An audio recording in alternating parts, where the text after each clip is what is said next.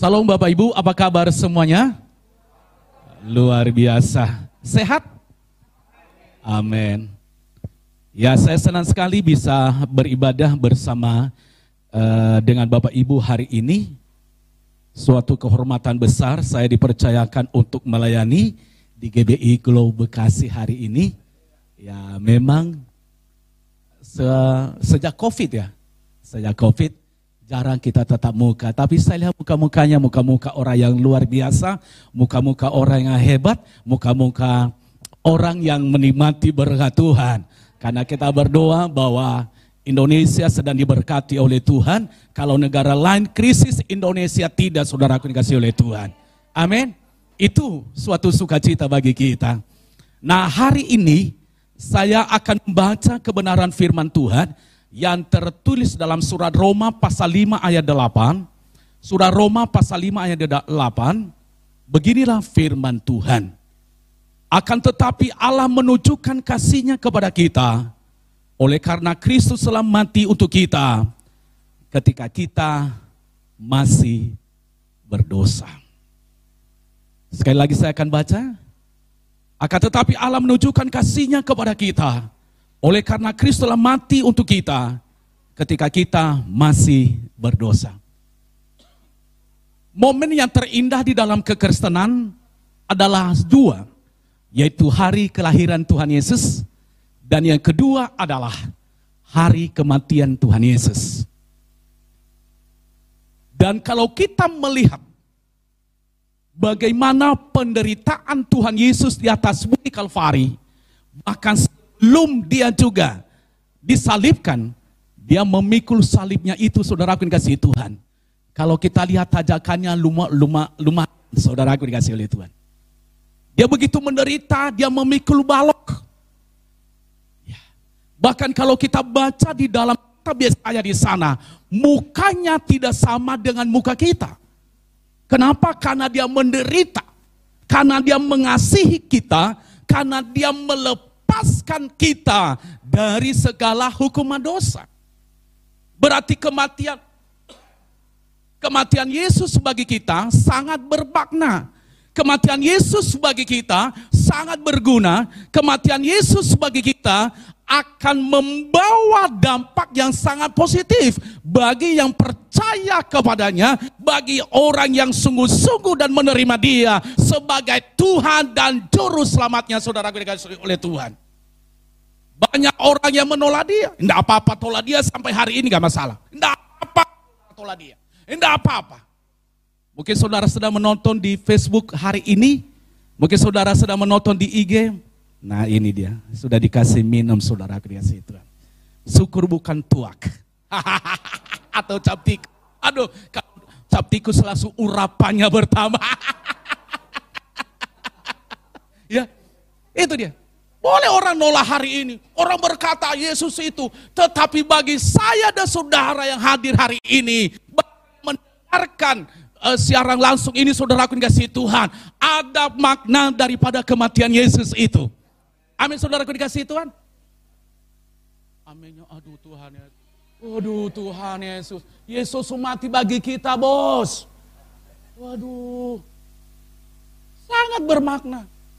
Makanya saya berikan judul khotbah saya hari ini adalah makna kematian Tuhan Yesus Kristus. Sangat bermakna. Sampai hari ini kita rasakan gimana maknanya. Orang yang tidak percaya Yesus yang merasakan maknanya. Tetapi bagi saya dan saudara, sangat luar biasa hal itu. Nah, apa saja makna daripada kematian Yesus? Yang pertama, kita menerima pengampunan dosa. Katakan bersama dengan saya menerima pengampunan dosa. Saudaraku dikasih Tuhan, saya akan baca satu ayat yang tertulis di dalam Matius 26 ayat 27 dan 28. Sesudah itu yang mengambil cawan mengucap syukur, lalu memberikannya kepada mereka dan berkata, minumlah kamu semua dari cawan ini, Sebab ini darahku, darah perjanjian yang ditumpahkan bagi banyak orang untuk pengampunan dosa. Kasih Tuhan, coba kita akan perhatikan di sini. Kalau di dalam perjanjian lama, orang mau melakukan bahkan meminta ampun dan pengampunan dosa supaya disucikan dosanya adalah melalui anak domba. Bahkan melalui darah binatang. Bahkan bisa juga saudaraku anak domba, ya, kambing, bahkan burung tengkukur juga. Itu untuk menerima pengampunan dosa. Ya. Tetapi kita akan melihat dalam hal ini lewat pengampunan dosa itu, bagaimana kalau dia tidak punya anak domba? Bagaimana kalau dia miskin? Bagaimana kalau dia hanya Senin Kamis makan? Nggak ada yang tahu Senin Kamis makan, ya. Ya, nggak ada yang tahu, hanya orang-orang beriman yang mengerti itu. Ya, ya. Senin Kamis hanya makan. Sesudah itu dia berpuasa, saudara dikasih Tuhan. Banyak. Kalau tidak punya apa-apa, bagaimana dia bisa memberikan kepada Tuhan untuk diampuni dosanya? Tidak bisa, saudara dikasih oleh Tuhan. Makanya menurut ya, para ahli teolog, hampir 400 tahun Allah tidak berbicara kepada manusia. Kenapa? Karena dia utus Musa, dia utus Samuel, dia utus para nabi-nabinya. Mereka masih merajalela. Tetapi saudaraku dikasih Tuhan, Allah tidak berbicara kepada manusia. Begitu besar kasih Allah kepada manusia, dia berikanlah anaknya yang tunggal itu, yaitu Yesus Kristus itu, saudaraku dikasih Tuhan. Untuk apa? Menyucikan segala dosa kita. Sebejat apapun kita, enggak enak ngomong bejat ya. Ya, enggak enak. Sejahat apapun kita, sekotor apapun dosa yang kita lakukan di hadapan Tuhan, kalau kita datang kepadanya, kalau kita minta ampun kepadanya, kita berserah kepadanya, kita membawa hati kita dengan kerendahan hati. Tuhan, ini dosa saya. Jangan nanti bawa dosanya, Tuhan saya, ini dosa saya juga bingung. Oh, dosa apa yang kamu lakukan lah? Makanya katakan kepada Tuhan, Tuhan, ini dosa saya. Satu, tadi baru saya bohongi istri saya. Ada istri bohong istrinya enggak nih? Kelihatannya yang di rumah nih, yang nonton Facebook nih ya, sering bohongi bininya ya. Iya, iya kan? Ada enggak sering bohongi bosnya? Udah di kantor sekarang banyak alasan, saudara dikasih itu. Udah Tuhan Yesus. Alasannya kenapa enggak masuk kantor? Yang saya kemarin baru katanya apa? Demam katanya ya. Dia mau libur aja gitu. Aduh Tuhan Yesus. Apalagi zamannya WFH ya. Hati-hati para bisnis. Yang kalau ada bisnismen segini hati-hati. Udah banyak sekali karyawannya. Tahu-tahu dia tidur buka WFH, saudara dikasih Tuhan. Tapi ada juga yang WFH kalau di rumah. Kalau WFH di rumah sampai makan aja dia lupa loh, saudara dikasih Tuhan. Benar, ada yang cerita kepada saya. Dia bilang lebih enak kalau saya di kantor. Jangan makan benar-benar dipakai. Tapi kalau di rumah sulit, ke kamar mandi sulit katanya. Kenapa banyak sekali yang harus dikerjakan? Makanya kalau kita minta ampun kepada Tuhan harus jujur, saudara dikasih oleh Tuhan. Sehingga kita bisa menerima pengampunan dosa itu. Dia sucikan segala dosa kita dari segala kejahatan apapun, bahkan segala kutuk dari nenek kita tidak pernah berlaku di dalam diri kita, saudara dikasihi oleh Tuhan. Kutuk kemiskinan tidak berlaku di dalam diri kita. Kenapa? Karena Yesus sudah mati bagi kita. Amin. Karena Yesus sudah mati bagi kita. Darahnya sudah tercurah bagi kita. Darahnya dia curahkan bagi kita. Untuk apa? Untuk pengampunan dosa saya dan saudara yang hadir pada saat ini. Amin. Dia mengampuni kita. Sekaya apapun kita, saudaraku dikasihi Tuhan, gak bisa kita bayar dosa kita. Tetapi lewat darah Yesus yang tertumpah di atas bukit Kalvari, dia berikan buat saya. Tujuannya apa? Supaya saya dan saudara menerima keselamatan kekal. Dan tujuannya apa? Supaya saya dan saudara tidak dihukum bersama dengan simbolis. Simbolis. Ya benar kan? Artinya sekali di udara tetap di udara. Itu dia saudara dikasih oleh Tuhan. Makanya saya akan baca satu ayat lagi buat kita. Ya. Yaitu di dalam Yohanes 1 ayat 29. Pada keesokan harinya Yohanes melihat Yesus dan berkata, Anak domba Allah yang hapus dosa manusia. Oh saudaraku dikasih Tuhan, dia dijadikan anak domba Allah. Artinya di sini kalau domba itu nggak ada pemberontakan bagi dia. Dia bilang itu, dia ngomong, Tuhan kenapa sih gua yang disalibkan? Tega-teganya ya, Tuhan ngutus saya ke dunia ini, tapi suruh saya disalibkan. Enggak. Coba kalau domba itu diam aja.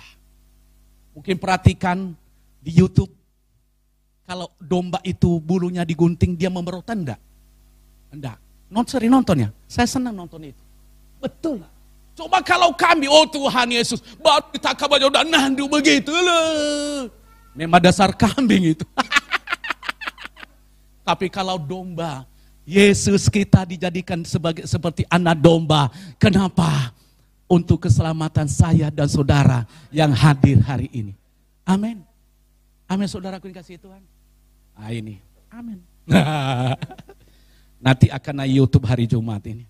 Saya juga punya YouTube. Sudah di-subscribe enggak? Tulisannya PS Eliza Magule. Di-subscribe ya, dosa loh. Saya doain supaya masuk surga. Dan saya doain supaya diberkati Tuhan sampai 100%. Pendeta bisa aja triknya ya. Oke, yang kedua, saudaraku dikasihi Tuhan. Yaitu hubungan manusia dengan Allah dipulihkan kembali. Asik ini. Ketika manusia jatuh di dalam dosa, ketika Hawa jatuh di dalam dosa, mulai dari situ hubungan manusia dengan Allah putus. Bahkan sampai saudaraku dikasihi Tuhan, kepada Yesus, manusia putus hubungannya dengan Allah. Tetapi ketika Yesus turun ke dalam dunia ini, dia menyerahkan nyawanya di atas bukit Kalvari. Saat itu, hubungan manusia dari yang tidak diperhitungkan, dari yang tidak dianggap binasa, tetapi lewat satu pribadi, Yesus Kristus yang kita percaya hari ini, hubungan itu dipulihkan kembali, saudaraku dikasihi Tuhan. Saya akan baca di dalam Roma pasal 3 ayat 25. Kristus Yesus telah ditentukan Allah menjadi jalan perdamaian karena iman. Coba perhatikan, menjadi jalan perdamaian karena iman. Berarti dia dijadikan menjadi jalan bagi kita untuk menuju perdamaian dengan Allah. Nah, kalau dia menjadi perdamaian bagi kita, saudaraku dikasihi Tuhan, lewat iman kita, berarti kita harus percaya bahwa Yesus yang tersalib itu, dia sudah menjadi perdamaian bagi saya dan saudara. Makanya jangan sampai kita lari dari kenyataan itu. Karena banyak orang Kristen, dia sudah menerima Yesus sebagai jalan perdamaian bagi dia. Tetapi dia tidak pernah merasakan bahwa hubungannya dengan Allah itu sudah dipulihkan, saudaraku dikasihi Tuhan. Amin. Berarti kalau itu enak enggak? Hah? Menjadi juru damai itu enak enggak? Enggak enak menjadi juru damai itu. Kok enak? Enggak enak. Nanti dia beri kesan, ini loh, ini kenapa? Satu ini, dia beri kesan, nih, gimana lagi? Sampai beberapa hari saudara dikasih itu. Habis tenaga, habis kuota, dan segala macam, habis uang, habis bensin saudara dikasih Tuhan.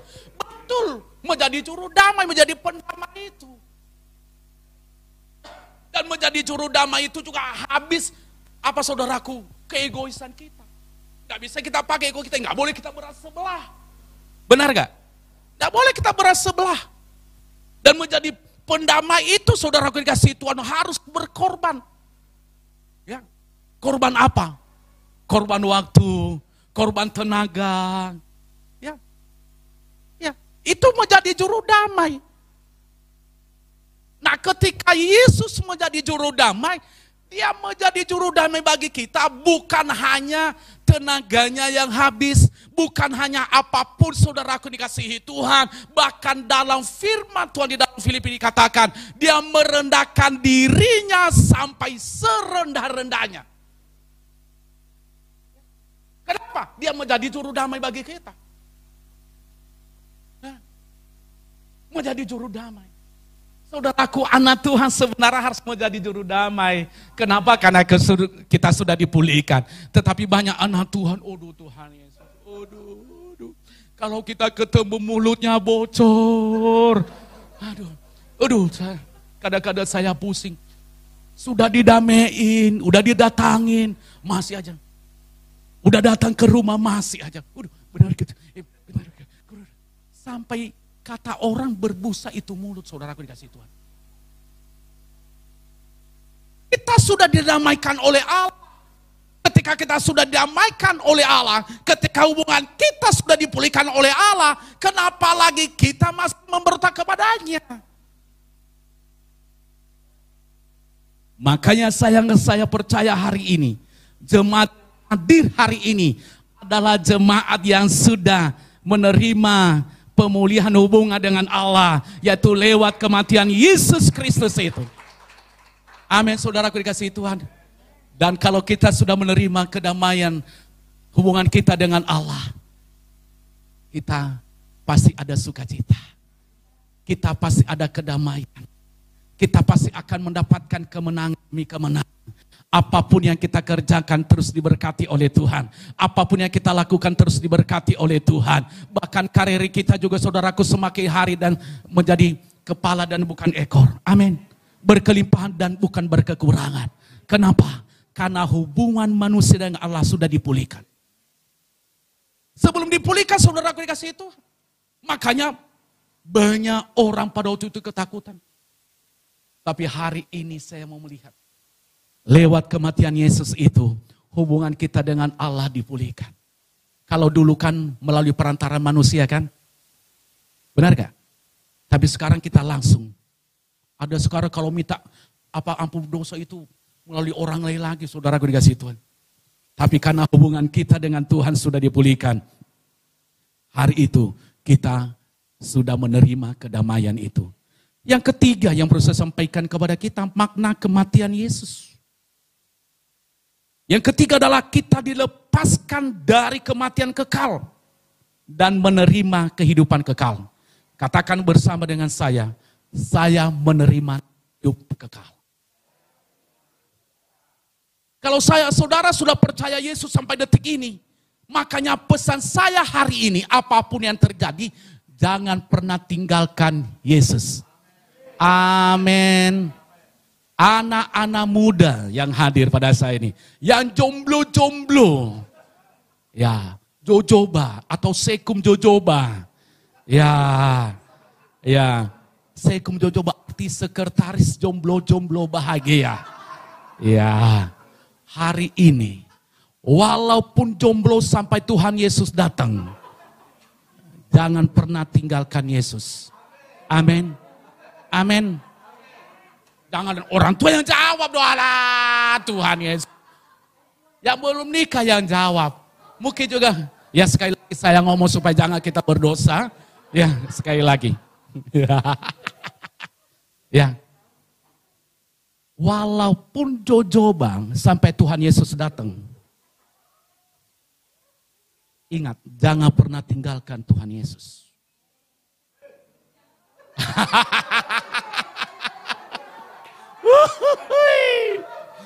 Kenapa saya katakan itu?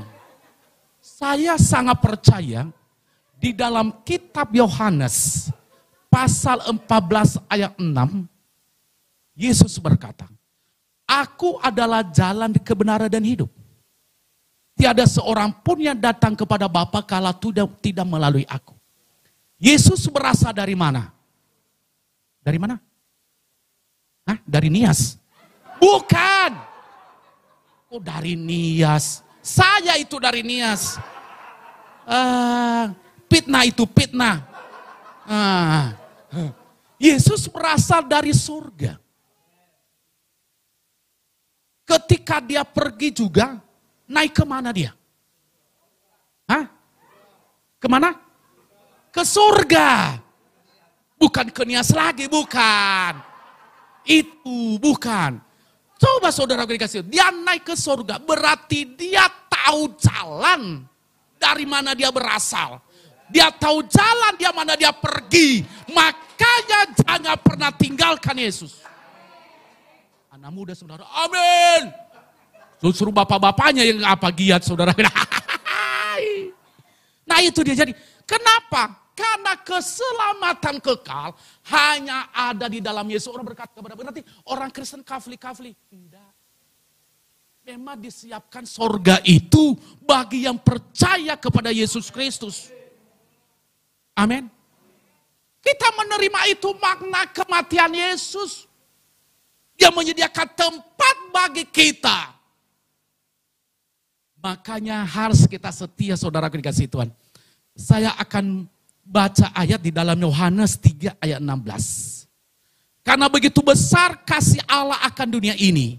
Sehingga ia telah mengaruniakan anaknya yang tunggal. Supaya setiap orang yang percaya. Coba perhatikan. Supaya setiap orang yang percaya kepadanya.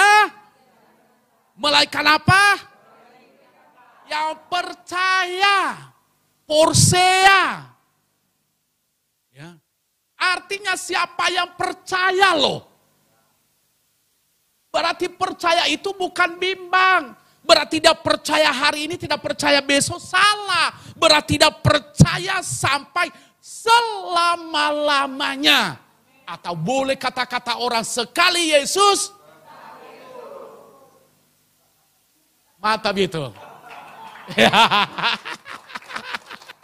Sekali Yesus tapi Yesus.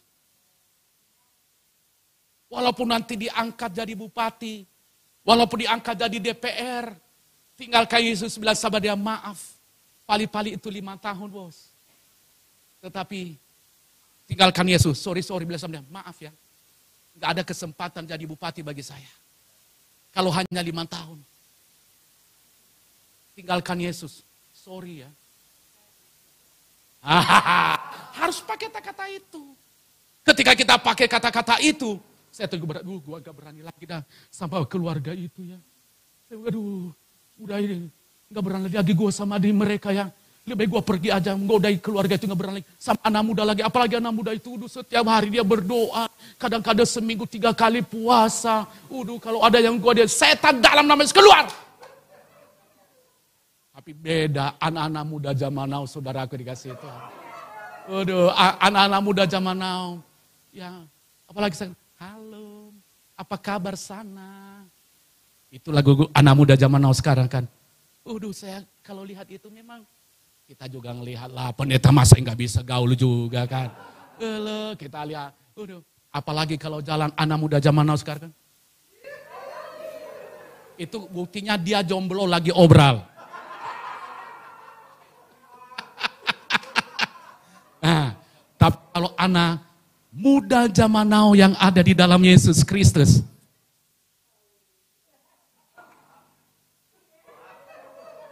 ada darah Yesus.